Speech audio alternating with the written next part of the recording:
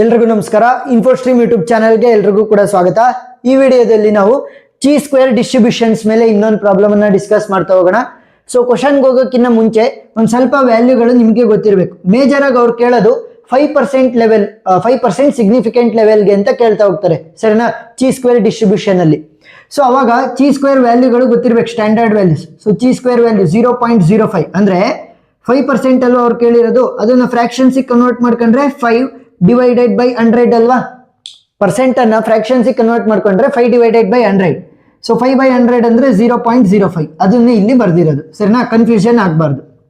So ವ್ಯಾಲ್ಯೂಗಳು ಏನೇನಾಗ್ಬೋದು, 11.07 ಏನಾದ್ರೂ ಕೂಡ 5 ಡಿಗ್ರಿ ಆಫ್ ಫ್ರೀಡಮ್ ಇದ್ರೆ. ಡಿಗ್ರಿ ಆಫ್ ಫ್ರೀಡಮ್ ಏನು ಅಂತ ನಾನು ಹೇಳ್ತಾ ಹೋಗ್ತೀನಿ, ಯಾವ ರೀತಿ ಕ್ಯಾಲ್ಕುಲೇಟ್ ಮಾಡೋದು ಅಂತ. Next chi square value for 0.05 ಅದೇ 5%ಗೆ 7.81 ಇರುತ್ತೆ, ಏನಾದ್ರೂ ಕೂಡ 3 ಡಿಗ್ರಿ ಆಫ್ ಫ್ರೀಡಮ್ ಇದ್ರೆ. ನೆಕ್ಸ್ಟ್ ಚಿ ಸ್ಕ್ವೇರ್ ವ್ಯಾಲ್ಯೂ 0.05ಗೆ ಏನಿರುತ್ತೆ ಅಂದ್ರೆ 5%ಗೆ 9.49 for 4 degree of freedom. So degree of freedom ಅಂತ ಅಂದ್ರೆ ಸಿಂಪಲ್ ನೋಡಿ, ಇಲ್ಲಿ 1 2 3 4 5 6 7 ಟೋಟಲ್ ಅನ್ನ ತಗೊಳಕ್ ಹೋಗ್ಬೇಡಿ. 1 2 3 4 5 6 7 ಡಿಫ್ರೆಂಟ್ ಇದಾವೆ. ಸೊ ಎಷ್ಟಿರೋದು ಇಲ್ಲಿ 7 ಇದಾವೆ. ಸೊ 7 - 1 ಅಂತ ಅಂದ್ರೆ ಡಿಗ್ರಿ ಆಫ್ ಫ್ರೀಡಮ್ ಎಷ್ಟಾಯ್ತು, 6 ಆಯ್ತು. n-1 ಅಷ್ಟೇ. ಸೊ 7 ಇದ್ರೆ 7 - 1. ಸೊ ಡಿಗ್ರಿ ಆಫ್ ಫ್ರೀಡಮ್ ಎಷ್ಟಾಗುತ್ತೆ, 6. ಅದೇ ರೀತಿ ಏನಾದ್ರೂ 6 ಡಿಫ್ರೆಂಟ್ ವ್ಯಾಲ್ಯೂಗಳನ್ನ ಕೊಟ್ಟಿದ್ರು ಅಂತ ಅನ್ಕೊಳ್ಳಿ, 6 ಡಿಫ್ರೆಂಟ್ ವ್ಯಾಲ್ಯೂಸ್. ಸೊ 6 - 1 ಅಂತಂದ್ರೆ 5. ಡಿಗ್ರಿ ಆಫ್ ಫ್ರೀಡಮ್ 5 ಇರುತ್ತೆ.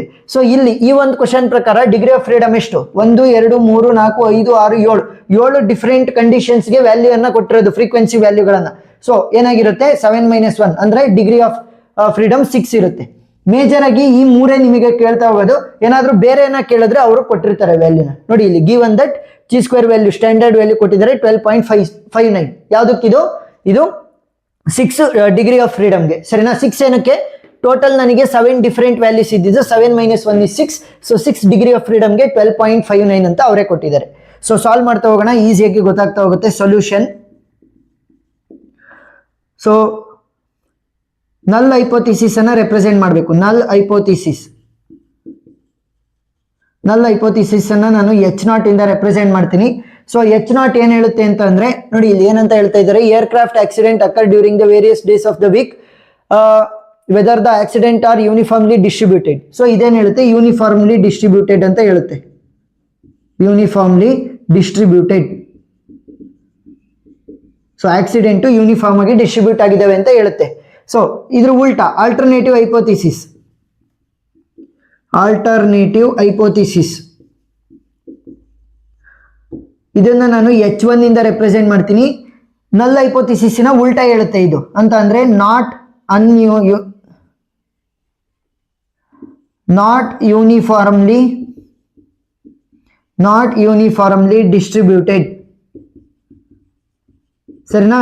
ನಲ್ ಹೈಪೋಥಿಸಿಸ್ ಏನ್ ಹೇಳುತ್ತೆ, ಈ ಕಂಡೀಷನ್ ಪ್ರಕಾರ ಯೂನಿಫಾರ್ಮ್ಲಿ ಡಿಸ್ಟ್ರಿಬ್ಯೂಟೆಡ್ ಅನ್ನುತ್ತೆ. ಆದ್ರೆ ಆಲ್ಟರ್ನೇಟಿವ್ ಅದರ ಉಲ್ಟಾ ಹೇಳುತ್ತೆ, ನಾಟ್ ಯೂನಿಫಾರ್ಮ್ಲಿ ಡಿಸ್ಟ್ರಿಬ್ಯೂಟೆಡ್ ಅಂತ. ಸೊ ಇವಾಗ ಸಾಲ್ವ್ ಮಾಡ್ತಾ ಹೋಗೋಣ. ನೋಡಿ ಇಲ್ಲಿ ಟೋಟಲ್ ವ್ಯಾಲ್ಯೂಸ್ ಎಷ್ಟಿರೋದು, 84. n value is equal to 84 ಅಂದ್ರೆ 84 ಆಕ್ಸಿಡೆಂಟ್ಗಳಾಗಿದ್ದಾವೆ. ಅವ್ರು ಏನ್ ಹೇಳ್ತಾ ಇರೋದು, ಒಂದು ವೀಕ್ ಅಲ್ಲಿ ಎಷ್ಟು ಆಕ್ಸಿಡೆಂಟ್ ಆಗ್ಬೋದು ಅಂತ. ಇಲ್ಲಿ ಅಬ್ಸರ್ವ್ಡ್ ವ್ಯಾಲ್ಯೂಗಳನ್ನ ಕೊಟ್ಟಿದ್ದಾರೆ. ಅಂದ್ರೆ ಸಂಡೇ 14 ಆಕ್ಸಿಡೆಂಟ್ ಐತೆ, ಮಂಡೇ 16 ಆಕ್ಸಿಡೆಂಟ್ ಐತೆ, ಟ್ಯೂಸ್ಡೇ 8, ವೆನ್ಸ್ಡೇ 12. ಸೊ ಈ ತರ ಅಬ್ಸರ್ವ್ ಆಗಿರುವಂತವು ಅಂದ್ರೆ ದಾಖಲೆ ಮಾಡಿರ್ತಾರಲ್ಲ ಆಕ್ಸಿಡೆಂಟ್ ಎಷ್ಟಾಗಿದೆ ಅಷ್ಟು. ಸೊ ಈಗ ಫಸ್ಟ್ ನಾವೇನ್ ಮಾಡೋಣ ಅಂತಂದ್ರೆ ಎಕ್ಸ್ಪೆಕ್ಟೆಡ್ ನಂಬರ್ಸ್ ಅನ್ನ ಕ್ಯಾಲ್ಕುಲೇಟ್ ಮಾಡೋಣ. Expected number of accidents in a week. So ಈಗ ಟೋಟಲ್ ಎಷ್ಟಾಗಿರೋದು 84 ಆಗಿದಾವೆ. ಒಂದು ವೀಕ್ ಅಂತಂದ್ರೆ ಎಷ್ಟು ದಿನ, 7. 1 2 3 4 5 6 7 ಅಲ್ವಾ. So 84 divided by 4. So calculator use ಮಾಡಿ. 84/7. So what will be the value, 12. So ಇವಾಗ ನನಗೆ ಆವರೇಜ್ ಹೆಂಗಾಗ್ಬೇಕಿತ್ತು ಅಂತಂದ್ರೆ 12.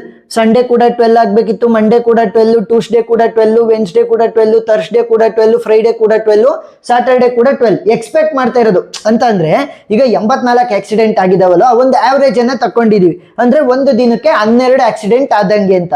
ಆದ್ರೆ ಅಬ್ಸರ್ವ್ ಆಗಿರೋದೇನು, ಸಂಡೇ ನಮಗೆ 14 ಆಗಿದೆ, Monday 16 accident, Tuesday 8 accident, Wednesday 12 accident. So ಈ ತರ ಡಿಫ್ರೆಂಟ್ ಇದೆ ಅಬ್ಸರ್ವ್ಡ್ ಮತ್ತೆ ಎಕ್ಸ್ಪೆಕ್ಟೆಡ್ ನಂಬರ್ ಆಫ್ ಆಕ್ಸಿಡೆಂಟ್ ಗಳ ಮಧ್ಯ. ಸೊ ಕ್ಯಾಲ್ಕುಲೇಟ್ ಮಾಡ್ತಾ ಹೋಗ್ಬೇಕು. ಸೊ ಟೇಬಲ್ ಅನ್ನ ಇಲ್ಲಿ ಬರೀತಾ ಹೋಗ್ತೀನಿ. First observed, next expected, next observed minus expected whole square ಅನ್ನ ಕ್ಯಾಲ್ಕುಲೇಟ್ ಮಾಡ್ಕೋಬೇಕಾಗತ್ತೆ. ನೆಕ್ಸ್ಟ್ ಇಲ್ಲಿ observed minus expected hole square whole divided by expected, ಸರಿನಾ?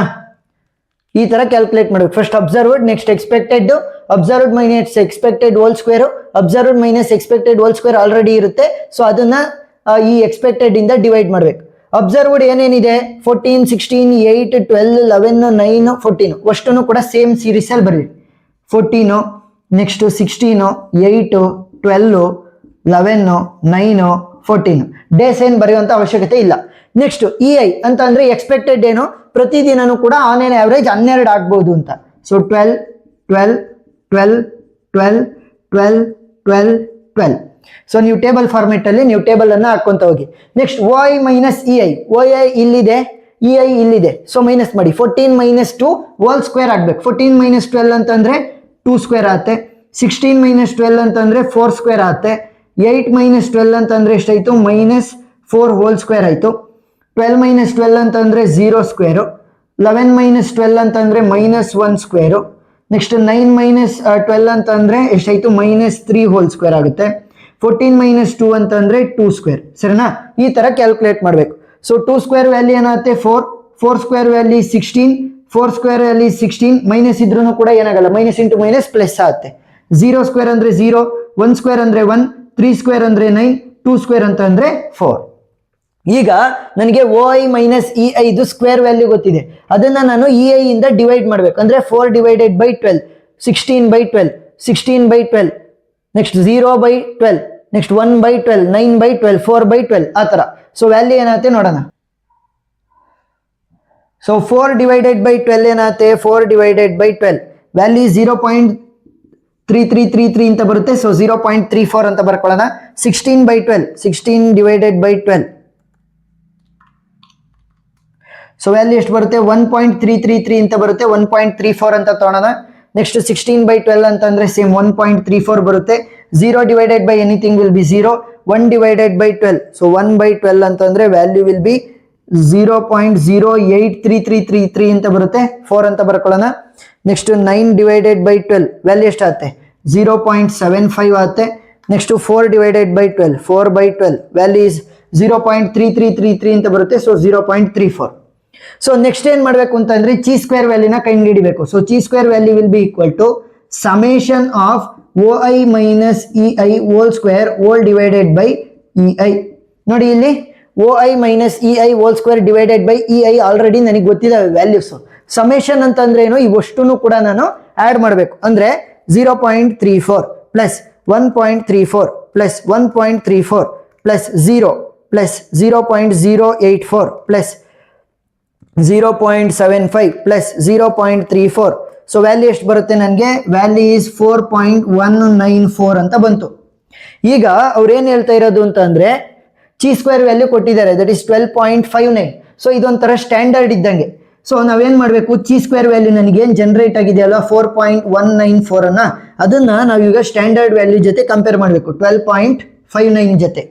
ಏನಾದ್ರೂ ಕೂಡ ನಮ್ಮ ಚಿ ಸ್ಕ್ವೇರ್ ವ್ಯಾಲ್ಯೂ ಏನ್ ಜನರೇಟ್ ಆಗಿದೆ ಅದೇನಾದ್ರೂ ಸ್ಟ್ಯಾಂಡರ್ಡ್ ವ್ಯಾಲ್ಯೂಗಿನ್ನ ಕಡಿಮೆ ಇತ್ತು ಅಂತಂದ್ರೆ ಈ ಒಂದು ಹೈಪೋಥಿಸಿಸ್ ಅಕ್ಸೆಪ್ಟ್ ಆಗುತ್ತೆ. ಹೈಪೋಥಿಸಿಸ್ ಅಕ್ಸೆಪ್ಟ್ ಆಯ್ತು ಅಂತಂದ್ರೆ ನಾವೇನಂತ ಕನ್ಕ್ಲೂಷನ್ ಅನ್ನ ಬರಿಬಹುದು, ಯೂನಿಫಾರ್ಮ್ಲಿ ಡಿಸ್ಟ್ರಿಬ್ಯೂಟ್ ಆಗಿದೆ ಅಂತ ಬರಿಬಹುದು. ಆಕ್ಸಿಡೆಂಟಿನ ನಂಬರ್ಗಳು ಯೂನಿಫಾರ್ಮ್ ಆಗಿ ಡಿಸ್ಟ್ರಿಬ್ಯೂಟ್ ಆಗಿದಾವೆ ಪ್ರತಿ ವೀಕಲ್ಲೂ ಕೂಡ ಅಂತ ಬರಿಬಹುದು. ಏನು ಏನಾದ್ರೂ ಚಿ ಸ್ಕ್ವೇರ್ ವ್ಯಾಲ್ಯೂ ನಾವು ಕಂಡಿಡ್ದಿರೋದು less than the standard value ಬಂತು ಅಂತಂದ್ರೆ ಅವಾಗ ನಾವು ಈ ಒಂದು ಹೈಪೋಥಿಸಿಸ್ ಅನ್ನ ಅಕ್ಸೆಪ್ಟ್ ಮಾಡ್ಕೊಂತೀವಿ. ಹೈಪೋಥಿಸಿಸ್ ಅಕ್ಸೆಪ್ಟ್ ಆಯ್ತು ಅಂತಂದ್ರೆ ನಾವು ಯೂನಿಫಾರ್ಮ್ಗೆ ಡಿಸ್ಟ್ರಿಬ್ಯೂಟ್ ಆಗಿದೆ ಅಂತ ಕನ್ಕ್ಲೂಷನ್ ಬರಿಬಹುದು.